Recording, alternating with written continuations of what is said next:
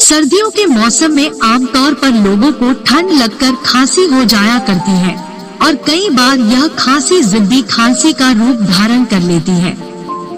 दवाई लेने पर भी पर्याप्त आराम नहीं मिलता। आज के वीडियो में हम आपको जिद्दी खांसी के लिए एक बहुत अच्छा एक्यूप्रेशर पॉइंट बता रहे हैं।